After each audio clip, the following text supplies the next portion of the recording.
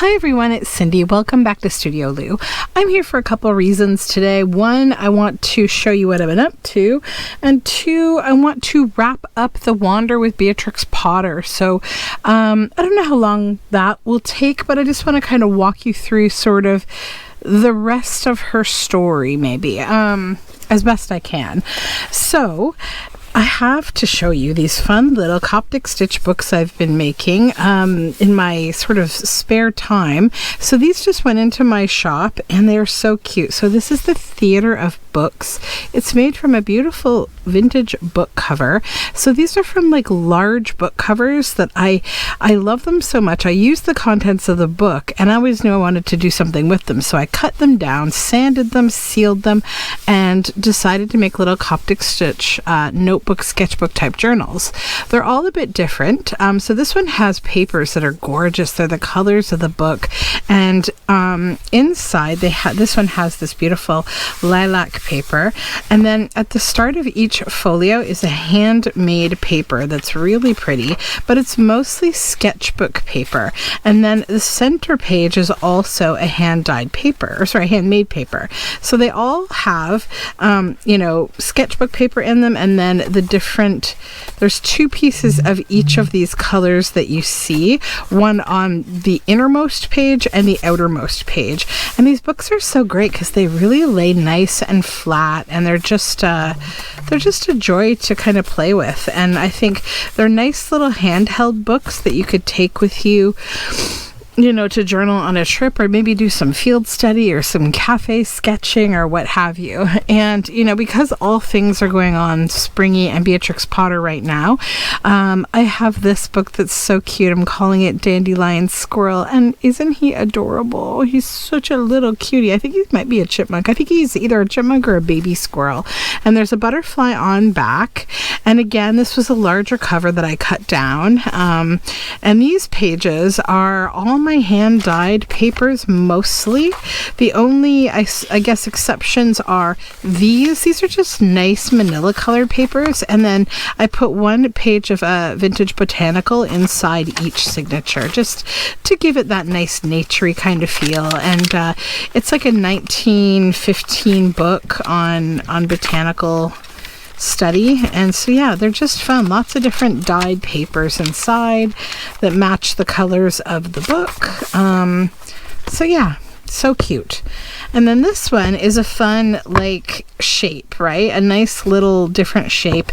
And this was from another children's book, large book with this adorable chipmunk and toadstool. I think I called it the toadstool squirrel. That's really hard to say. But I'm looking at him and he is definitely a chipmunk.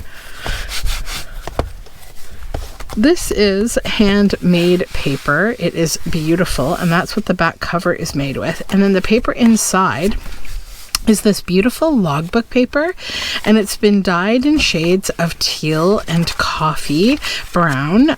So there's a lot of variants. One side of this paper, this is vintage paper, one side's lined and the other side isn't. So, it could be a really nice little field kind of book. You could throw it in like a little bag you're carrying.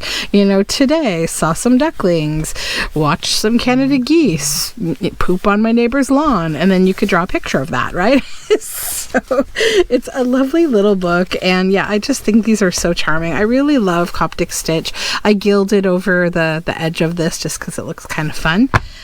So those are the three for today. I also have some beautiful hand-dyed papers that are heading to the shop as well. Thank you to those of you who have picked up some of these little books and the papers. I appreciate you so much. So let's jump into what's going on with Beatrix Potter here. So we left off here and we were going to get into Jemima Puddle Duck. So essentially Beatrix Potter went through her life, just appreciating animals and using her life experience to write these stories because of the impressions that these animals were making on her. In 1908, Beatrix Potter dedicated a new story to the Cannon children as a farmyard tale for Ralph and Betsy. Their parents managed Hilltop Farm for Beatrix. Mrs. Cannon appears in the first picture as the farmer's wife who won't let Jemima hatch her eggs. Ralph and Betsy find some of the eggs in a rhubarb patch. Jemima was the name of one of the ducks at Hilltop and of many ducks to come. In 1933, Beatrix would write to a friend, "You ask after cross Mrs. P. Duck. She sat, and when I, at great peril, lifted her off the nest in the hay barn, she was sitting on nothing. There had been an egg. Whether she had eaten it or Samuel Whiskers, I cannot say. The previous summer she hatched out one black chicken." So yeah, Jemima Puddle Duck sounds like a very funny, like real life Jemima, duck who sat on a black chicken egg one year and the next year sat on nothing. Maybe ate her own egg, we don't know. And then there's the tale of like the foxy gentleman in the Jemima Puddle Duck story. In the woods, Jemima meets an elegantly dressed gentleman sitting on a tree stump among the foxgloves. She has no idea he's a villain, but Beatrix did. Long before she became a farmer, she had illustrated foxes of great greed and cunning from Aesop's fables and Brer Rabbit stories. Jemima's fox addresses her as Madam. However, after he sends her off to find onions and herbs, Beatrix shows him in his true colors, on all fours without his elegant clothes, admiring her 9 eggs. And there he is there. So not the best suitor for a duck. This is Beatrix and her dog Kep at Hilltop. And then we get into Samuel Whiskers. So Samuel Whiskers is this mouse, this very dapper mouse. Unbeknownst to Tabitha Twitchett and her 3 kittens, there's someone else living secretly in their house. So Tom Kitten lands himself in more trouble than he bargains for when he hides from his mother in the big chimney at Hilltop. He loses his way in a maze of little passages in the old house. Finally, he comes face to face with 2 strangers in a hideout under the attic floor, the rat Samuel Whiskers and his wife, Anna Maria.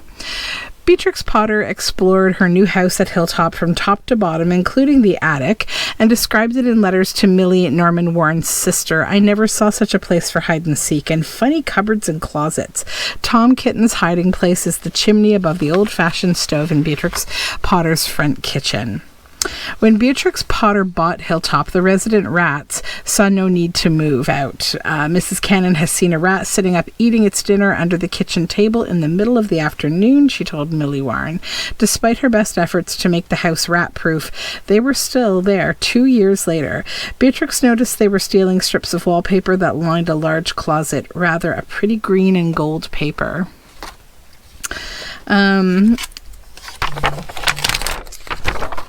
What else is worth talking about here on this page? Another of those cute little letters.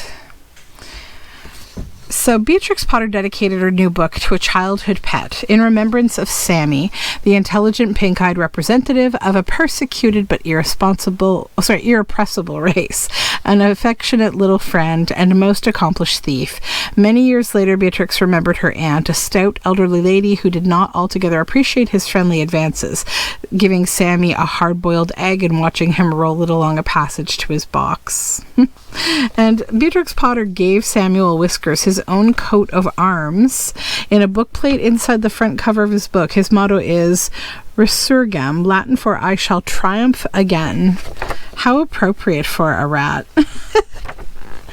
And then we finally move out for a moment from the stories into sort of the house that Beatrix had with Hilltop. So Beatrix Potter had owned Hilltop for about a year when she started writing the tale of Tom Kitten. She included her favorite views of her new home, looking almost exactly as they do today in the tales of Tom Kitten, Jemima Puddle Duck, Samuel Whiskers, and a few years later, Pigling Bland.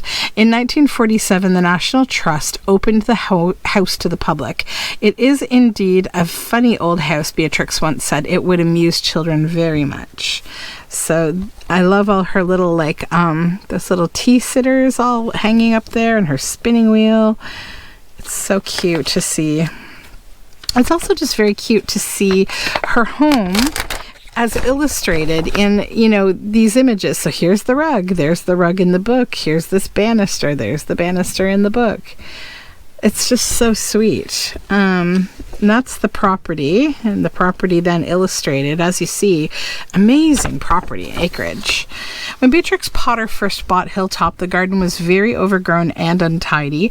Within a year, she had new paths and flower beds planted with something out of the nearly every garden in the village. She also restocked her farmyard next door with 60 new ewes, joining her 2 pigs, 6 cows, puddle ducks, and hens. Beatrix Potter planted the old pink rose that still scrambles over Tabitha Twitchett's porch.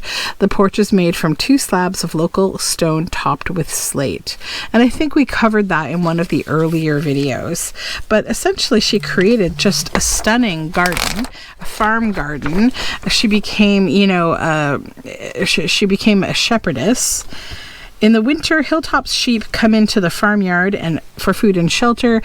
Kep, the collie dog, lives there too. In spring, Jemima Puddle Duck raises her yellow ducklings in the farmyard, safe from any foxy gentleman living in the woods nearby. And then we get into the Flopsy Bunnies. So Beatrix Potter fans wanted to know more about Peter Rabbit and Benjamin Bunny. In 1909, she wrote a new story dedicated to all the little friends of Mr. McGregor and Peter and Benjamin. Time has passed. Both rabbits are now grown up, and Benjamin has married Peter's sister Flopsy.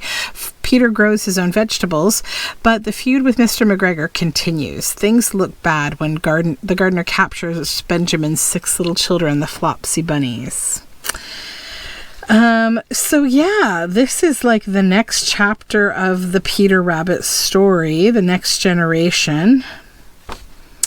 They talk a bit about like lettuces and the lettuces that are lethal to rabbits. But we now get into Mrs. Tittlemouse, the unlikely heroine who comes to the rescue of the Flopsy Bunnies.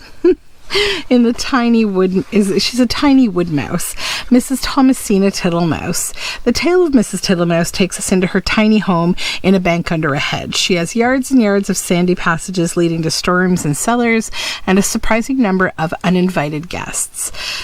Beatrix Potter was sympathetic. She had similar problems with Samuel Whiskers and several other uninvited guests in her farmhouse at Hilltop. So Mrs. Tittlemouse is always sweeping. She's a bit of a neat freak. She's always cleaning. She's a housekeeper. And all of her unexpected guests seem to be bugs and things, spiders, ladybugs, bees. Since childhood, Beatrix had studied and sketched insects and other creepy crawlies. Warren wasn't sure her readers would like them as much as she did, so out went the earwig Mrs. Tittlemouse first found, and in came a beetle.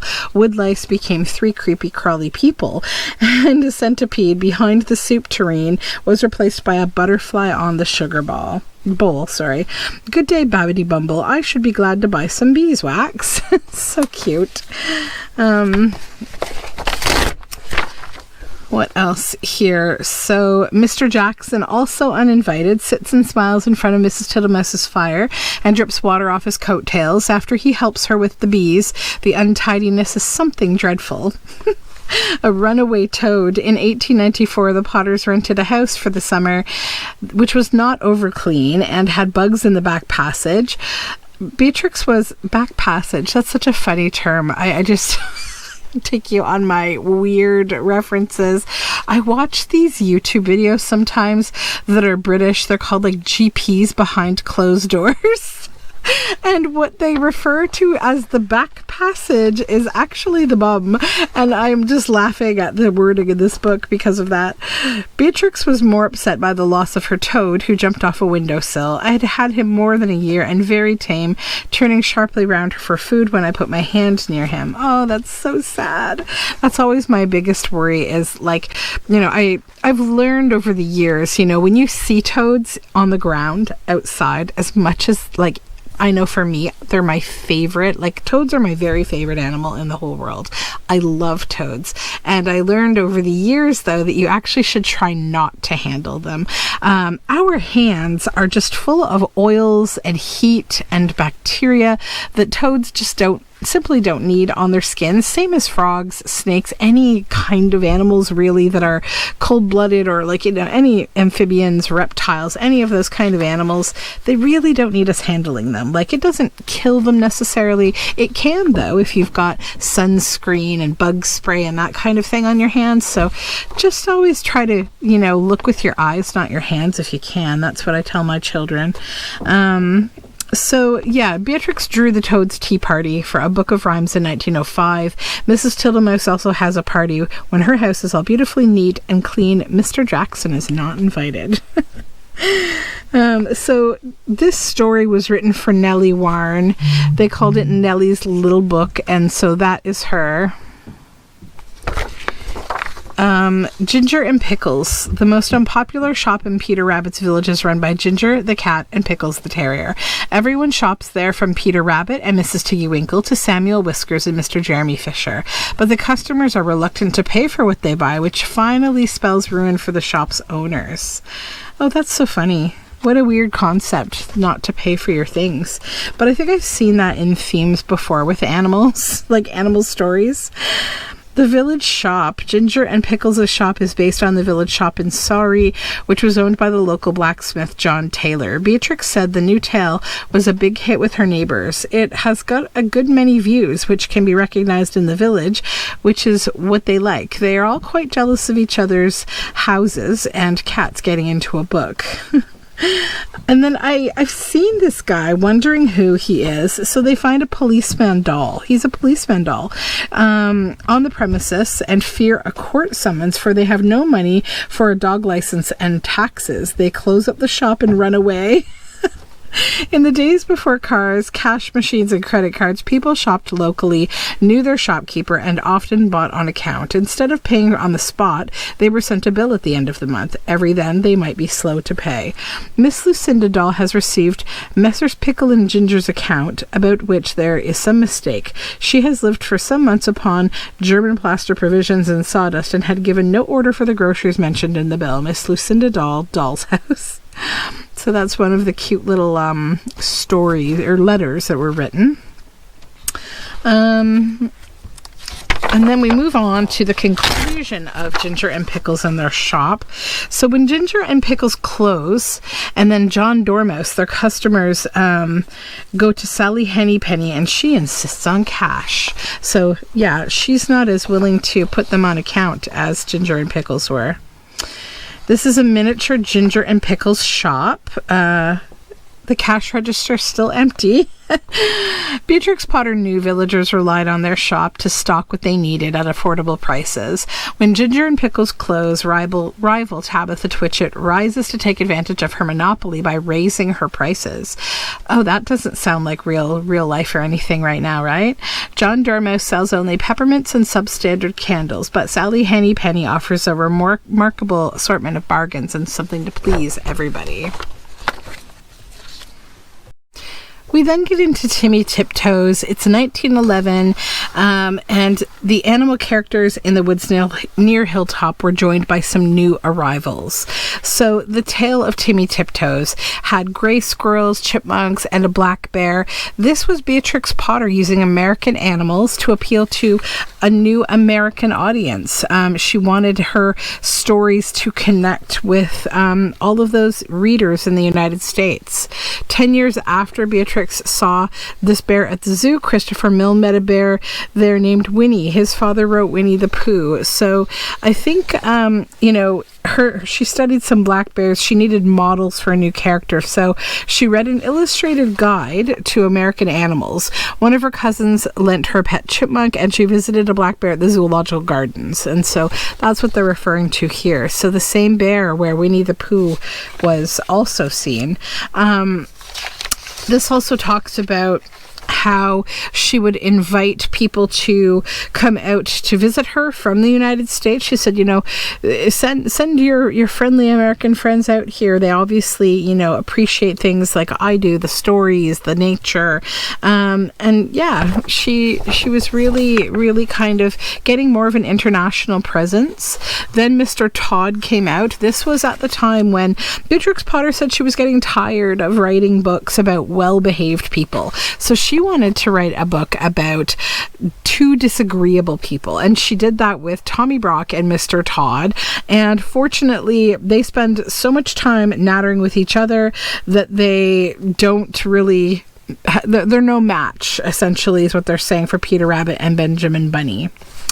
So there are some occasional rabbit pies, but mostly it's not so bad. And then this is just more of the countryside and things that she would illustrate during the time of Mr. Todd. And then we have this beautiful picture of Beatrix Potter, the elder. Here she is with her two dogs and her sheep, the sheep all behind her, some of her characters. This picture is so sweet and just really encapsulates why I wanted to go on this kind of deep dive into Beatrix Potter, because, I think, we talk about rags to riches, and she was never rags. She was born into a well-off family, but not all people who are born well-off become conservators, become people who they still give a lot of gifts to, society. And she was one of them. The National Trust received one of the biggest land donations ever. In fact, when she died, it had been the biggest. So, thanks to her, a lot of beautiful nature still is pristine. That's my little alarm. So then we start to talk about changing times. So in 1913, she gets married at the age of 47 to solicitor William Heelis.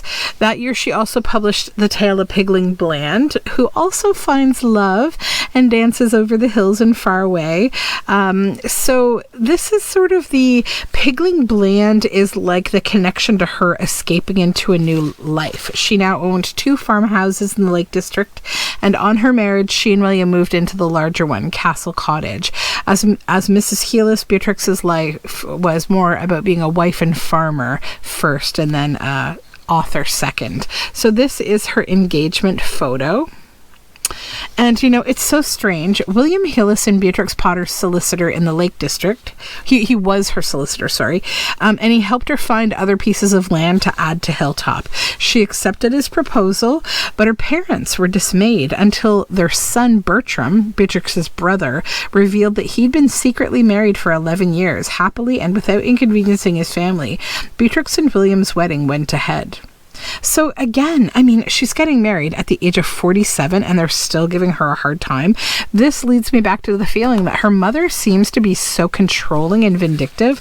I don't know if her father was as bad. In a lot of things that I've read about him, he was very supportive of her as an artist. And, but still, somebody can be supportive in one way and not in another. And, it just seems like she was dealing with this family, for a large part of her life.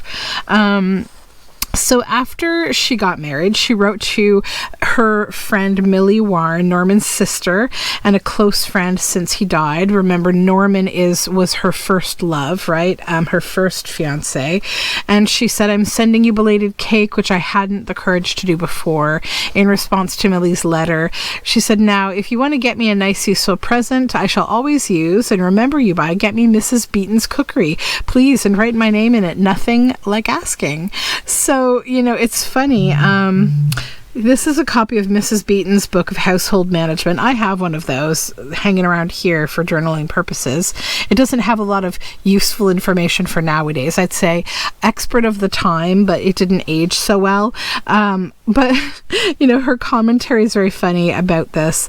When Mrs. Beeton's Book of Household Management arrived from Millie, she wrote her to say, "I do seem to have let you in for a large solid gift. I had no idea that Mrs. Beeton had grown so stout." And she's talking about the book because it's so big.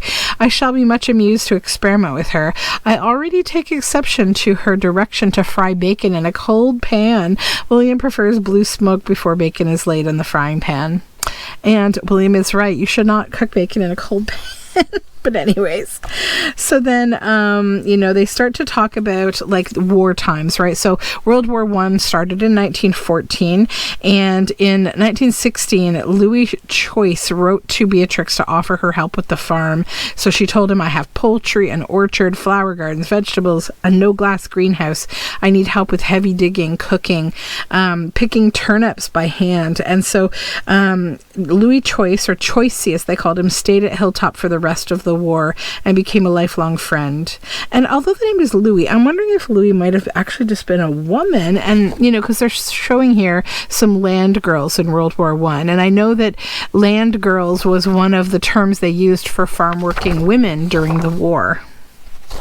So then, of course, we get into the story of Pigling Bland, and I think I did talk a little bit about how it's a parallel to her life. And so Pigling Bland is this super adorable pig. Right here, but who I love even more is Pigling Bland meets and falls in love with this beautiful little Berkshire Black pig, and this is the little black pig, and she got this little black pig in her real life. She got one from the Townley family, and this is what made her write the book and dedicate it to Cecily and Charlie Townley, the kids of the family who she bought her little black pig from. So then we get into, again, rabbits and Miss Moppet. So Beatrix Potter became more involved with farming at this time in her life, so books became secondary, but they were an established series now with readers all over the world, and two of her books were simple tales for the very young, the story of a fierce bad rabbit and the story of Miss Moppet. They were first published in 1906 as fold-out panoramas, which are beautiful, but booksellers complained that they got unfolded in the shops, so Warren published them again in 1916 as little books in the Peter series. And yeah, I can't imagine publishing and releasing something like this for children and putting it in a shop. Pardon me, I'm sleepy apparently. So yeah, just these are Harold Warren's daughters. Okay, so Louis is a girl, and Nellie, each were given one of Beatrix Potter's manuscripts for her new stories. So then Miss Moppet is this kitten. I know we're going through a lot today, but again, this is the wrap up of the story, so I'm not doing a ton of crafting. We're just going to kind of wrap up the story. You're going to see more crafting from me. You're going to see flip throughs. You'll see, I think I've given you a good taste of like how you can take one of these books and make creative fun pages, hopefully. Soon after Beatrix Potter gave Louis Warren a fierce bad rabbit, she began another panorama for babies, the story of Miss Moppet. So she didn't care about the fold-out situation. I'm trying to draw a kitten now. It's very pretty, but such a dreadful little pickle. I love that she calls cats pickles.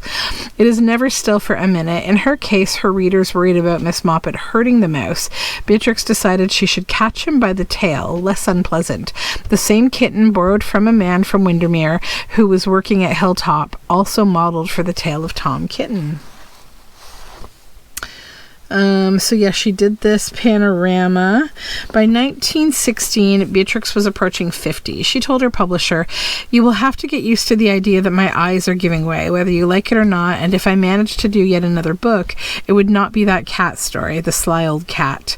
Instead of a new tale, though, she had in mind another book for the very young, this time a collection of nursery rhymes. Apply, Dapply, and Cecily Parsley.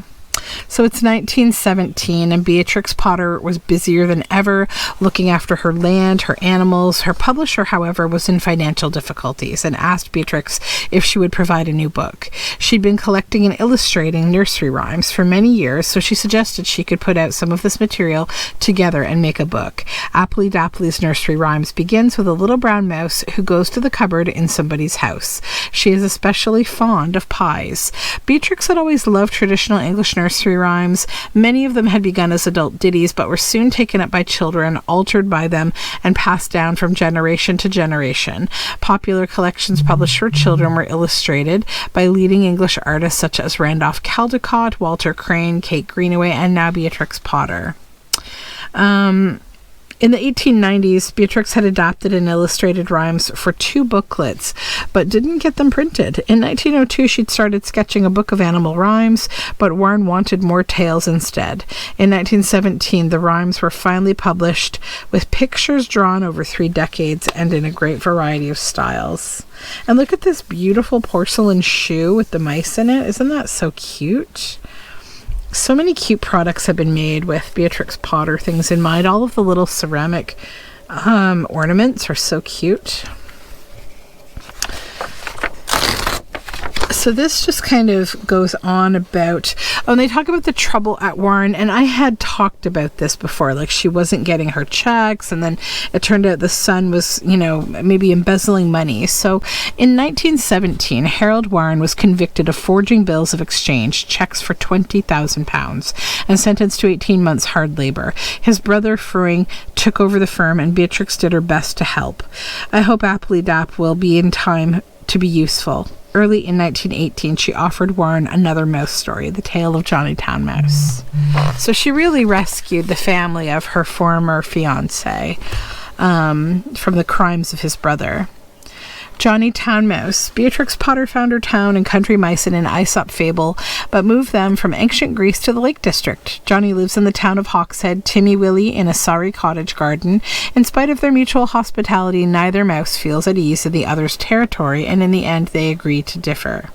One place suits one person, another place suits another person. Beatrix Potter's sympathies definitely lay with the country mouse. So Aesop's fables are humorous satires dating back to the 6th century BC. Can you imagine how old these are? Wow. And yeah, I think they influenced her work quite a lot. But then, she gets on into these mouse stories, and she talks more about, Timmy Willie. He can't get used to life in the townhouse with its noise, strange food, and resident cat. He longs to be back in his peaceful nest in a sunny bank. It's kind of like Town Mouse and Country Mouse, that story. It's very cute. So then he leaves the city.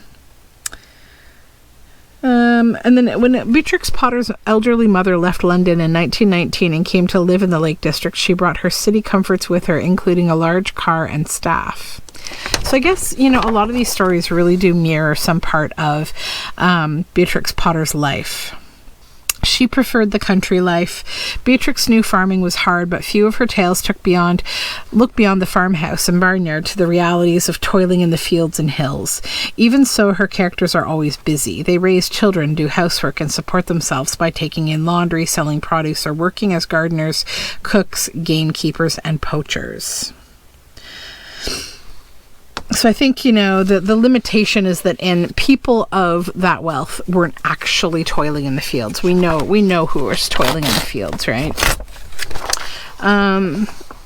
Country folk were more self-sufficient than we are today, but they still relied on a well-stocked village shop for the day-to-day essentials they couldn't grow or make at home. Sugar, snuff, and shiny galoshes are available at Ginger and Pickles, tea, marmalade, and gossip at Tabitha Twitchett's. And tradesmen travel out to the countryside selling fresh produce from the local grocer, fishmonger, butcher, and baker. The Fairy Caravan. So this story, I don't know much about. It's a later one. In the land of green ginger, there's a town called Marmalade, which is inhabited exclusively by guinea pigs. I love her guinea pigs. A guinea pig called Tupenny runs away and joins Alexander and William's circus, which travels in a caravan. Beatrix first wrote down the tale of Tupenny in 1903. In 1929, one of her American visitors, Alexander Mackay of Philadelphia, persuaded her to produce another book starting with Tupenny, which he would publish especially for her American public.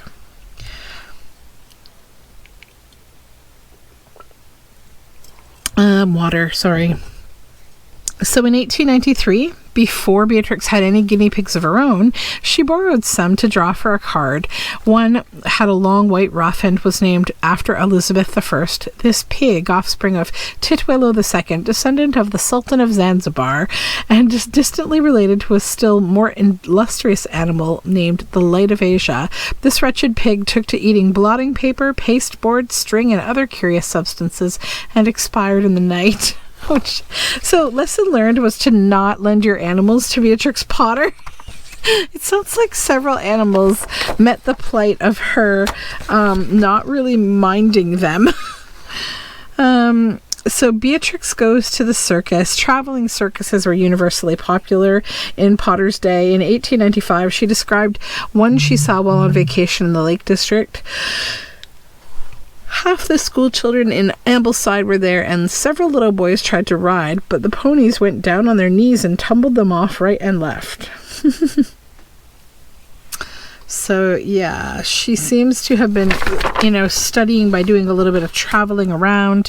Fairy fleet and fleecy flocks.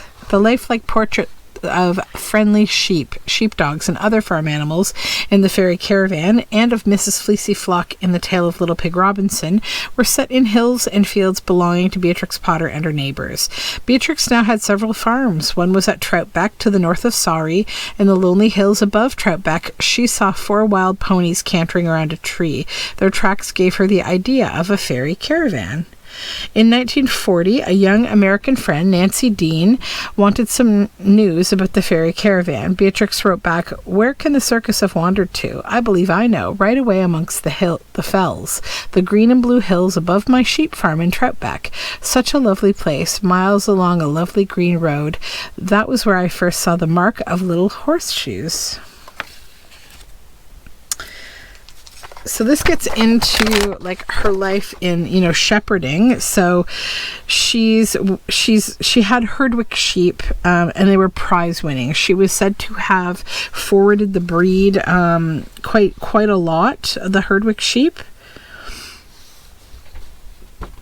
In 1930, she became president of the Herdwick Sheep Breeders Association, and for the rest of her life promoted their cause. So does the fairy caravan pass the lineage forward, keep the tarry wool unsoftened, the coarse wool was daubed with the owner's mark and tar, hold the proud ancient heritage of our Herdwick sheep. And there she is at Keswick, showing her sheep. And then Little Pig Robinson. Get into that story.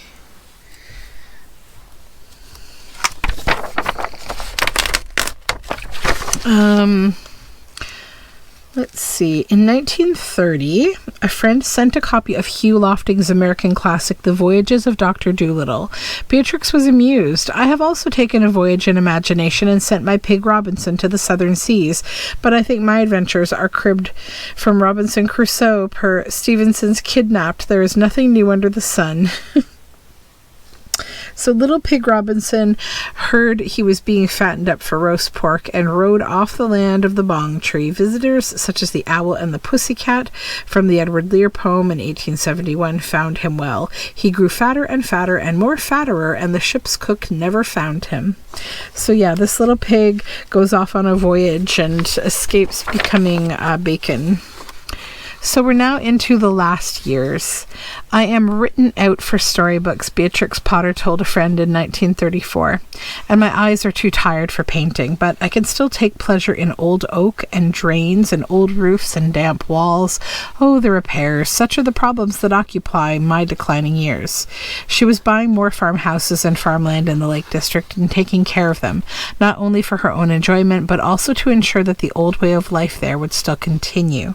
Each summer, a group of Girl Scouts camped on Beatrix Potter's land in Sorry. It is surely a blessing when old age is coming to be able to still to understand and share the joy of life that is being lived by the young. On her last birthday, they came to see her at Castle Cottage, dressed up as characters from the tales.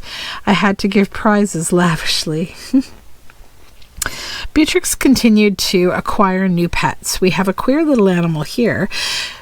A small female Pekingese, she told an American friend in 1936. "The collies don't like her. She is impertinent." Soon there were 2 Peeks, Tsutsi and Chule. When Beatrix became ill in the winter of 1943 and had to stay indoors, she said the little dogs are great company, most efficient foot warmers. And this is 5-year-old Alison Hart that came with her parents from Blackpool to visit in 1942 to visit Beatrix and her 2 little Pekingese. For Christmas 1942, Beatrix sent her young friend, Alison Hart, a story called The Chinese Umbrella. It features an umbrella with a duck's head handle which disappears. The umbrella belongs to Beatrix Potter's tenant at Hilltop, Louis Choice, who also received a copy of the story. Beatrix suspects that her Pekingese dog Chule is the culprit. Peaks know all about umbrellas because the first umbrellas came from China. So this is a depiction of the Emperor of China, who has an umbrella like the one in Beatrix Potter's last story. She drew him with 8 little peaks carrying his train, and her 2 bringing up the rear. World War II placed Britain in a state of siege. Beatrix missed her American visitors, but was cheered by their packages of chocolate and other luxuries that were rationed. As bombs fell on the cities, evacuees were sent to farms like hers. With what shortage of petrol and flu, Beatrix admitted farming is a bit of a problem, but keeps smiling. Recurring illness sent Beatrix to her bed. Thank God I have the seeing eye, that is to say, as I lie in bed, I can walk step by step over the fells and rough land, seeing every stone and flower and patch of bog and cotton pass where my old legs will never take me again. She died aged 77 on December 22nd, 1943. At her request, her shepherd Tom Story buried her ashes at Hilltop. Only he knew where. But she's left this legacy. She worked with the National Trust, the organization dedicated to the preservation of areas of historic interest or natural beauty around the UK.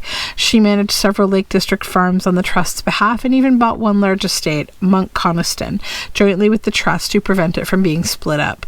By the time she died, she owned over 4,000 acres or 1,600 hectares. She left it all to the National Trust so that it should remain unspoiled forever. Beatrix was introduced to conservation by Canon Rawnsley, a founder of the National Trust. Thanks to their vision, the Lake District is still protected from development and farmed in traditional ways that have shaped the landscape for centuries. As Beatrix said, "It seems that we have done a big thing." So, yeah, I would say a big thing. In the calm, spacious days that seem so long ago, I loved to wander on Troutbeck Fell. Sometimes I had with me the old sheepdog, Nip, or Fly. More often I went alone, but never lonely. There was company of gentle sheep and wild flowers and singing waters. So that is the conclusion of the tale of Beatrix Potter. I will continue to work on these books, these monsters, these big scrapbooks that I'm making. I should probably be looking to finish them up within the next week to 2. And then they will go to my Patreon first, and then off to Etsy. They're going to be beautiful. I know they are. I'm already very, very happy with how they're coming out so far. Yeah, so I've got a little bit more work ahead of me, and I hope you enjoyed just hearing a little bit more about Beatrix Potter. I know it wasn't a crafting video, but I wanted to wrap it up because that will kind of give me the freedom to have shared with you the story, but also to just kind of work on this thing at my pace, because I feel like I just need some quiet making sessions to kind of move through what I'm looking to do with these books. And yeah, that is it for me for now. A very wordy one. Thanks for hanging out. I hope that you are well and that you have a lovely, lovely day. We'll talk again very soon. Bye for now.